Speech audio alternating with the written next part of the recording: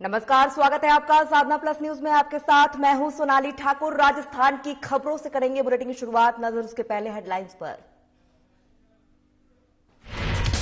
कांग्रेस ने परीक्षण कार्यक्रम को किया स्थगित। कांग्रेस शुरू करेगी संवाद कार्यक्रम, वर्चुअल माध्यम से होगा सभी कार्यक्रम।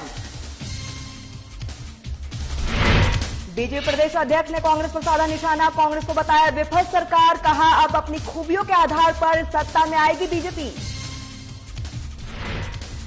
लगातार बढ़ रही है कोरोना संक्रमितों की संख्या, प्रशासन ने निकाली कोरोना से जन जागृति रैली, एसडीएम ने हरी झंडी दिखाकर रैली को किया रवाना। जिला कलेक्टर की अहम बैठक, सिंचाई विभाग ने अधिकारियों की चर्चा।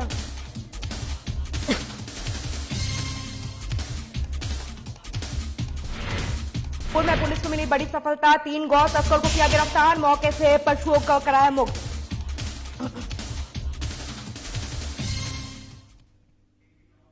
चलिए बुलेटिन की शुरुआत करते हैं। मुख्यमंत्री अशोक गहलोत ने कोरोना संक्रमितों के आने से 1 घंटे पहले प्रदेश कांग्रेस मुख्यालय में मीडिया से बातचीत की है। इस दौरान तेजी से बढ़ते कोरोना वायरस के चलते पार्टी मुख्यालय में अब पहले जैसी रौनक नजर नहीं आई है। वहीं कांग्रेस ने मंत्रियों की होने वाली जन सुनवाई से लेकर परीक्षण कार्यक्रम और नगर निकाय प्रमुखों के साथ हो रहे संवाद कार्यक्रम स्थगित कर दिए हैं। तो वहीं पीसीसी में आने वाले पदाधिकारियों और कार्यकर्ताओं को भी कहा जा रहा है कि जरूरी होने पर मुख्यालय आए। कांग्रेस ने सभी कार्यक्रम पहले ही स्थगित कर दिए। आपको बता दें कि मंत्रियों की जन सुनवाई स्थगित करने को लेकर शनिवार को सूचना जारी कर दी गई है और जिस पर जन सुनवाई शुरू होने के अलग से सूचना जारी की गई है। वहीं कांग्रेस पार्टी की रीति नीति बताते हुए सरकार के काम जनता के बीच ले जाने को लेकर आयोजित किए जाने वाले कार्यक्रम अब वर्चुअल होंगे। ये वर्चुअल संवाद कार्यक्रम पार्टी 1-2 दिन में ही जल्द शुरू करेगी। आपको बता दें कि जयपुर में मुख्यमंत्री अशोक गहलोत के कोरोना संक्रमित आने से 1 घंटे पहले प्रदेश कांग्रेस मुख्यालय में मीडिया से बातचीत करते हुए नजर आए। इस दौरान तमाम मुद्दों पर चर्चा की गई है। साथ ही बढ़ते कोरोना वायरस के चलते पार्टी मुख्यालय में अब पहले जैसी रौनक नजर नहीं आई है। वहीं कांग्रेस ने मंत्रियों की होने वाली जन सुनवाई लेकर परीक्षण कार्यक्रम और नगरीय निकाय प्रमुखों के साथ हो रहे संवाद कार्यक्रम को स्थगित कर दिया गया है। साथ ही इस दौरान उनका कहना है कि वर्चुअल संवाद कार्यक्रम पार्टी 1 से 2 दिन में शुरू कर देगी। इस दौरान उनका यह कहना है कि कोरोना के मामले लगातार बढ़ रहे हैं। इस दौरान पार्टी इस तरीके के कार्यक्रम का आयोजन नहीं कर सकती है। वर्चुअली कार्यक्रम का आयोजन किया जाएगा और जल्द ही इसका आगाज हो जाएगा।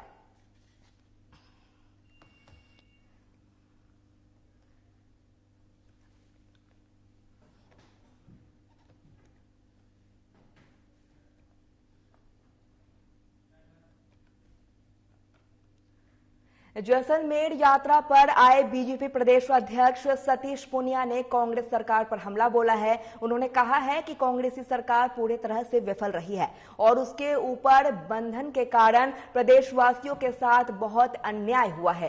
सरकार समय रहते प्रदेश का चिकित्सा ढांचा सुदृढ़ नहीं कर सकी है। यही कारण है कि स्वास्थ्य के मामले में राजस्थान देश में 17वें पायदान पर रहा है। उन्होंने कहा है कि भारत में प्रधानमंत्री नरेंद्र मोदी नहीं होते तो देश में अब तक तालिबान का राज होता। पीएम मोदी ने देश को बचा लिया है, सशक्त बनाया है। साथ ही उनका कहना है कि कार्यकर्ताओं का सम्मान भी किया गया है। उन्होंने यह भी कहा है कि अपना सौभाग्य है कि मोदी युग में कुछ कर रहे हैं। उन्होंने यह भी कहा है कि बीजेपी अपनी खूबियों के आधार पर सत्ता में आएगी।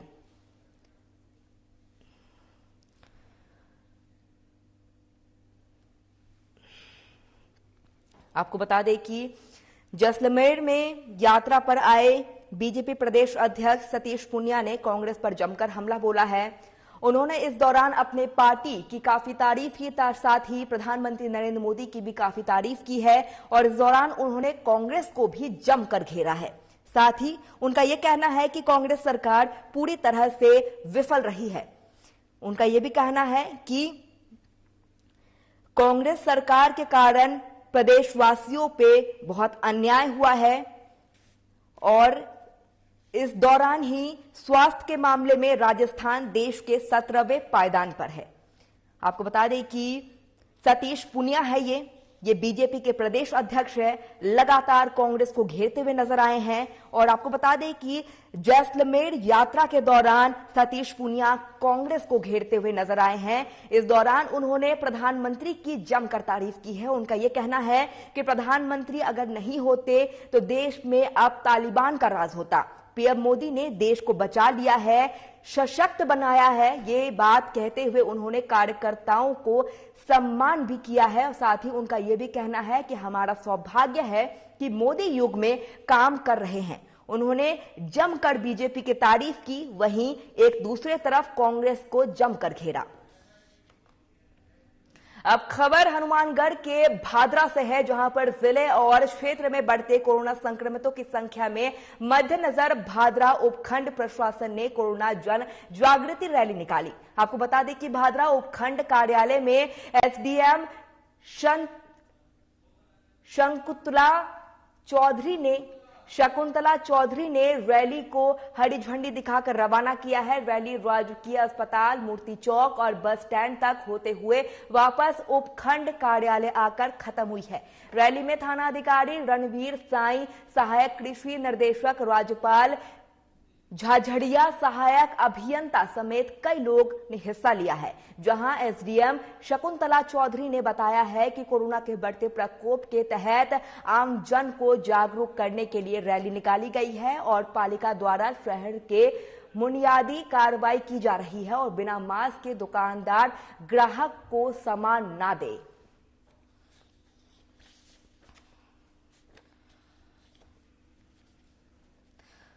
आपको बता दें कि हनुमानगढ़ की एक खबर आपको इस दौरान कोरोना संक्रमितों की संख्या के मद्देनजर भादरा उपखंड प्रशासन ने कोरोना जन जागृति रैली निकाली है।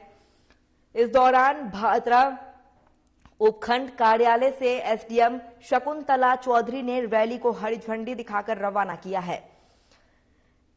रैली राजकीय अस्पताल, मूर्ति चौक और बस स्टैंड तक होते हुए वापस उपखंड कार्यालय आकर खत्म हुई है। रैली में थानाधिकारी रणवीर साई, सहायक कृषि निर्देशक राज्यपाल झझाड़िया, सहायक अभियंता समेत कई लोगों ने हिस्सा लिया है।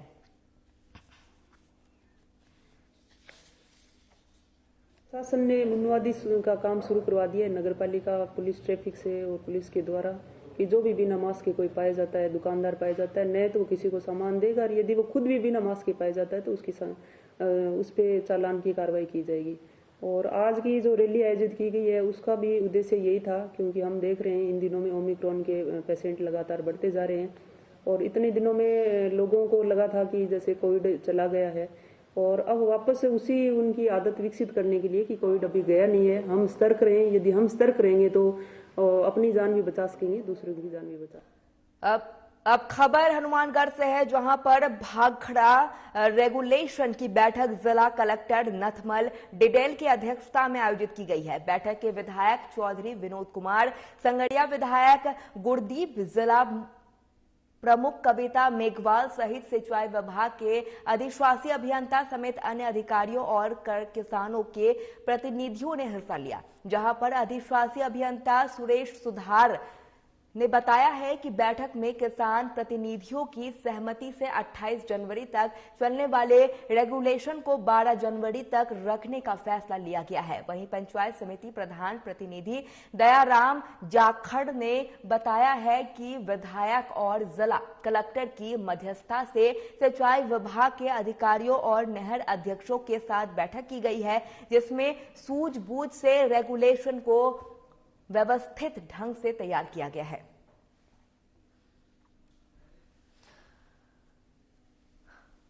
आपको बता दें कि भाखड़ा रेगुलेशन की बैठक हुई है। इस दौरान कलेक्टर नथमल डिडेल की अध्यक्षता में यह बैठक का आयोजन किया गया।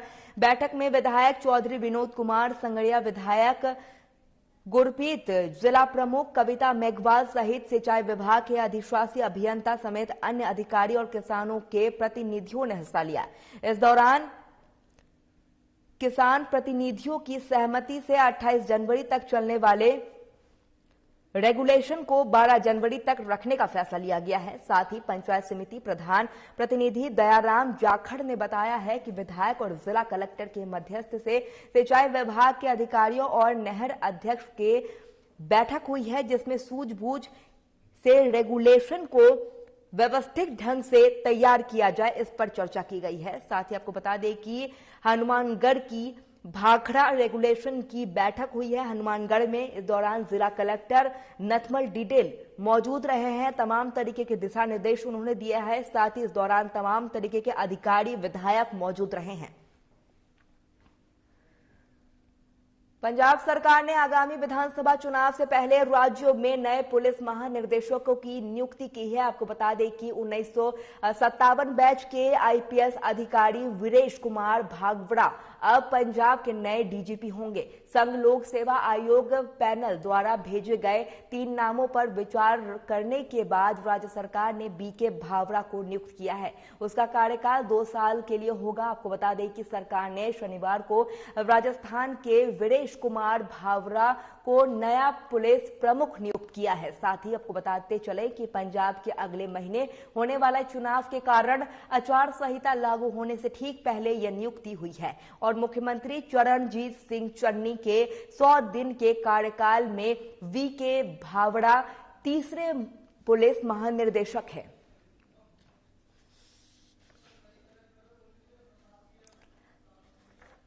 आपको बता दें कि 1987 बैच के आईपीएस अधिकारी है वीरेश कुमार भावड़ा और ये अब पंजाब के नए डीजीपी होंगे। पंजाब सरकार ने आगामी विधानसभा चुनाव से पहले ये फैसला लिया है। साथ ही नए पुलिस महानिर्देशक की नियुक्ति की गई है। आपको बता दें कि 1987 बैच के आईपीएस अधिकारी है वीरेश कुमार भावड़ा। बिना मास्क के बाहर निकलने वाले लोगों के खिलाफ पुलिस ने विशेष अभियान चलाकर लोगों के चालान काटे हैं। साथ ही लोगों को बाहर निकलने पर नियमित तरीके से मास्क पहनने को भी जागरूक किया गया है। आपको बता दें कि कोरोना के तीसरे लहर को रोकने के लिए स्वास्थ्य विभाग के साथ जिला प्रशासन और पुलिस भी हर संभव प्रयास कर रही है और लोगों को लगातार सामाजिक दूरी और मास्क पहनने के नियम पालन करने के लिए जागरूक कर रही है। इसके बावजूद कुछ लोग लापरवाही करते से बाज नहीं आ रहे हैं, बिना मास्क के घरों से बाहर निकल रहे हैं और इस दौरान दूसरों के लिए खतरा पैदा कर रहे हैं। इसी को लेकर पुलिस की तरफ से विशेष अभियान चलाकर शहर के कई हिस्सों में जाकर बिना मास्क के बाहर निकलने वाले लोगों के चालानी कार्रवाई की गई है। साथ ही लोगों को कोरोना गाइडलाइन के पालन करने की हिदायत दी गई है।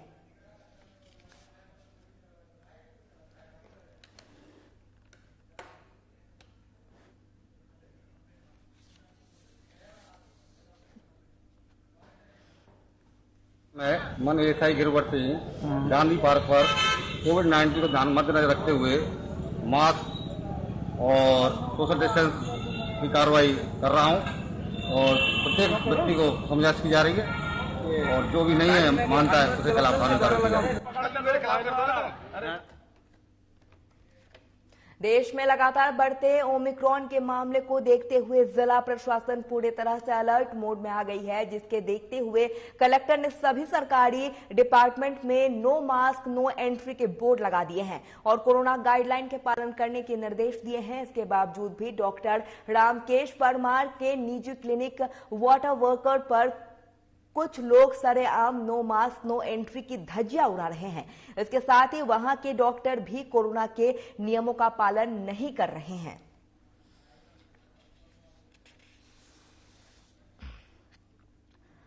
आपको बता दें कि नो मास्क नो एंट्री की धज्जियां उड़ाते हुए डॉक्टर नजर आए हैं। कहीं ना कहीं लगातार कोरोना के मामले बढ़ रहे हैं, ओमिक्रॉन के मामले बढ़ रहे हैं और इसी में अगर डॉक्टर भी इस गाइडलाइन की धज्जियां उड़ाते हुए नजर आए तो हम आम लोगों से क्या उम्मीद कर सकते हैं। आपको बता दें कि लगातार देश में ओमिक्रॉन के मामले बढ़ रहे हैं, प्रशासन पूरी तरह से अलर्ट मोड में है, लेकिन यहां डॉक्टर खुलेआम नो मास्क नो एंट्री की धज्जियां उड़ाते हुए नजर आ रहे हैं।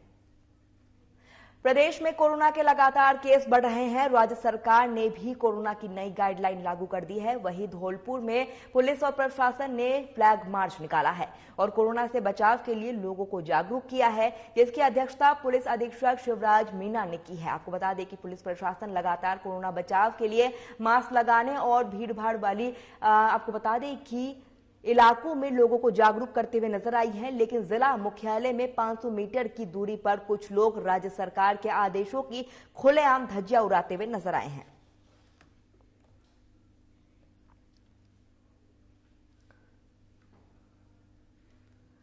राजधानी जयपुर के मंदिरों में शनिवार को पौष महोत्सव मनाया गया है, जिस दौरान भक्तों ने भगवान को नवीन पोशाक धारण करवाकर पौष बड़ों का भोग लगाया है। वहीं आपको बता दें कि एमआई रोड स्थित शनिदेव मंदिर में दाल के बड़े, सूजी के हलवे सहित शारदीय व्यंजनों का भोग लगाया गया है। इस अवसर पर मंदिरों में विशेष झांकियां भी सजाई गई है, जिसे देखने के लिए मंदिरों में भक्तों का तांता लगा रहा।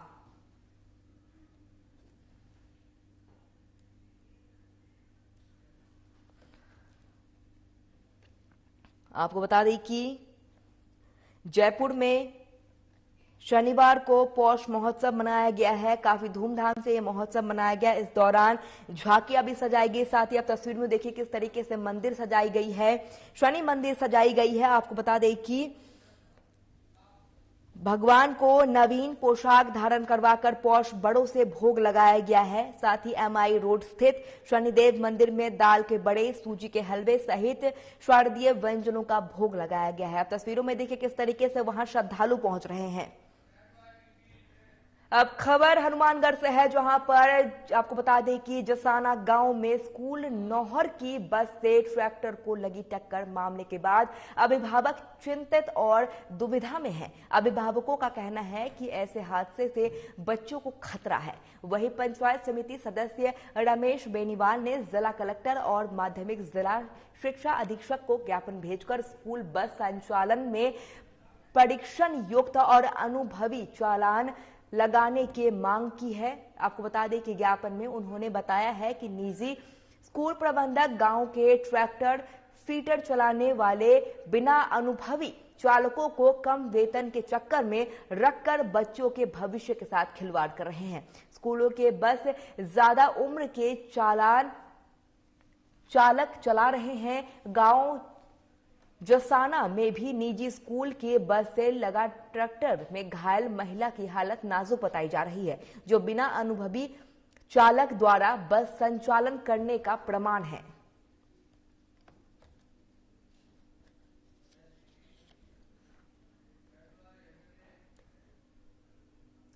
संगड़िया तहसील के गांव नुकेरा में बीती रात को अज्ञात पिकअप चालक, आपको बता दें कि चालक द्वारा गाड़ी में गौवंश को भरकर नुकेरा गांव के पास गायों को छोड़ दिया गया, जिसमें एक गौवंश को धारदार हथियार से मारकर मृत अवस्था में गहरे गड्ढे में गिरा दिया गया। मौके पर पंजाब नंबर की पिकअप गाड़ी मिली, जबकि पिकअप चालक गाड़ी छोड़कर मौके से फरार हो गया है। घटना से ग्रामीण और गौ सेवकों में भारी रोष है, जहां पर स्थानीय लोगों के अज्ञात पिकअप चालक और आरोपियों पर सख्त कार्रवाई करने की प्रार्थना पत्र दिया है। साथ ही जहां गौ भगत जिला अध्यक्ष गौशाला विकास सेवा समिति अभयपाल एचरा समेत कई लोगों ने स्थानीय पुलिस थाना के सामने गौवंशों पर हुए अत्याचार से सभी में रोष प्रकट करते हुए बताया कि गौवंश पर ऐसे हो रहे अत्याचार को कतई बर्दाश्त नहीं किया जाएगा। अगर पुलिस ने 5 दिन के अंदर आरोपियों की गिरफ्तारी नहीं की तो सभी गौ भक्तों द्वारा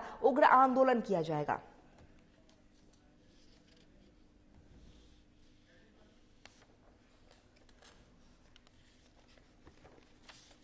आपको बता दें कि ये खबर जहां पर लगातार गौ तस्कर को ले जाया जा रहा था, और ये खबर संगड़िया से है, जहां पर अज्ञात पिकअप चालक द्वारा गाड़ी में गौवंश को भरकर नुकेरा गांव के पास गायों को छोड़ा गया है।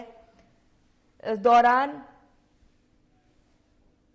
गौवंश को धारदार हथियार से मारकर मृत अवस्था में गड्ढे में फेंका गया है, जिसको लेकर लगातार अब रोष देखने को मिल रहा है लोगों में।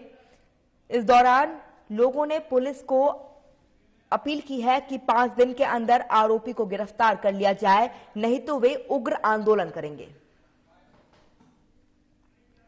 कि संगरिया तहसील के हमारे गांव नुकेरा के अंदर कोई आदमी हमारे गौ माता को मार करके उसका कत्ल करके और वहां पे डाल गया नहर के पास, और उसके पास ही खून से भरी हुई एक खराब हालत के अंदर पिकअप गाड़ी खड़ी थी पंजाब नंबर की।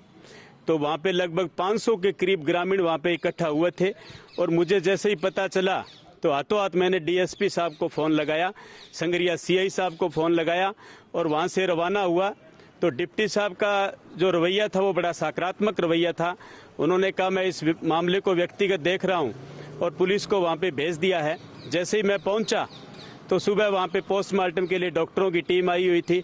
हमने मिलकर के गौ माता का पोस्टमार्टम करवाया, तो उसके जैसे निशान देखे उस इंजरी के, उससे स्पष्ट पता चलता था कि किसी तेज धारदार हथियार से चोट मारी गई है और उनका कत्ल करके गौ माता का फेंका गया है।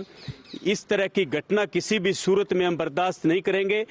शंकर जी शर्मा हमारे तहसील अध्यक्ष हैं नकीरा से, और उन्होंने मेरे को फोन किया कि भी ऐसे करके 2-3 पिकअपों में गोवंश भर के, और हमारे गांव की उत्तर की तरफ नहर है और वहाँ वाटर वर्क्स भी है, वहाँ छोड़ के गए हैं।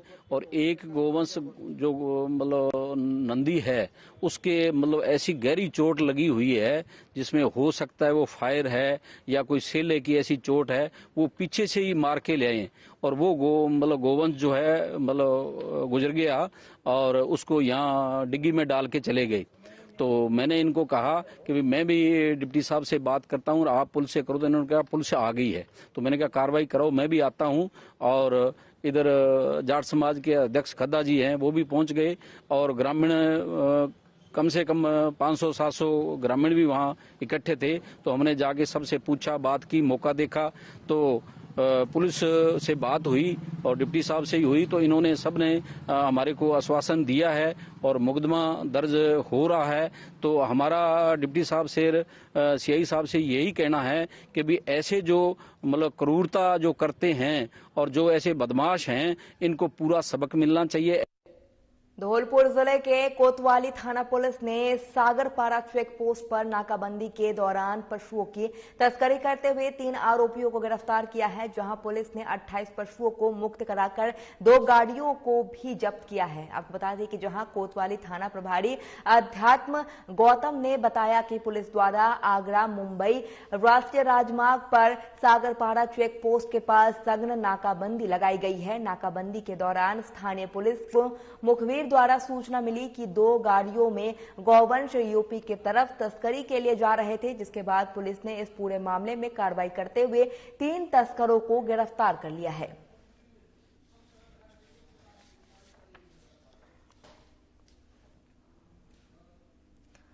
आपको बता दें कि पुलिस ने तस्करों को गिरफ्तार किया है, 3 तस्करों को गिरफ्तार किया गया है।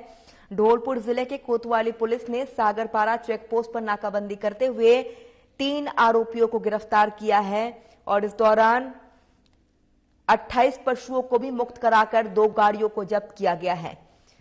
आपको बताएं कि कोतवाली थाना प्रभारी अध्यात्म गौतम ने बताया है कि पुलिस द्वारा नाकाबंदी की गई है और इस दौरान मुखबिर की सूचना के आधार पर पुलिस ने 2 गाड़ियों में गौवंश यूपी के तरफ तस्करी के लिए ले जा रहे थे, जिसको पुलिस ने गिरफ्तार किया है। इस दौरान 3 तस्करों को गिरफ्तार किया गया है।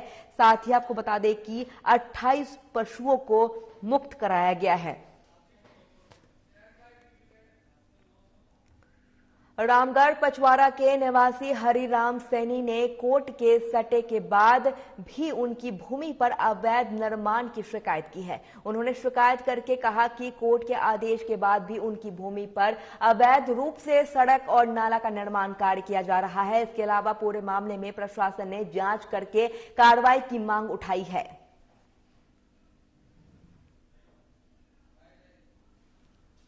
हमारी जमीन पर स्टे होते हुए भी निर्माण कार्य PWD के द्वारा किया जा रहा है और कटा हुआ रोड 8 फीट होते हुए भी 30 फीट बनाया जा रहा है।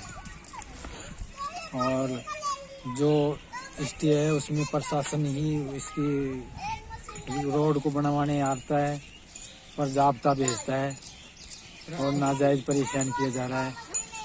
हमारे खातेदारी जमीन में 15 फीट अंदर रोड को भी अभी तोड़ के, हमारे गड्ढू तार तोड़ के, हमारे पक्का दीवार तोड़ के अंदर ले लिया गया और खातेदारी भूमि में हमारे 30 फीट रोड हमारी भूमि में बनाया जा रहा है। प्रशासन से यह गुजारिश है कि रोड कटा हुआ होते हुए उसी के ऊपर बनावे और जो खातेदारी जमीन है उसमें नाजायज कब्जा न करवाए। चलिए, राजस्थान की खबरों में फिलहाल इतना ही। नमस्कार।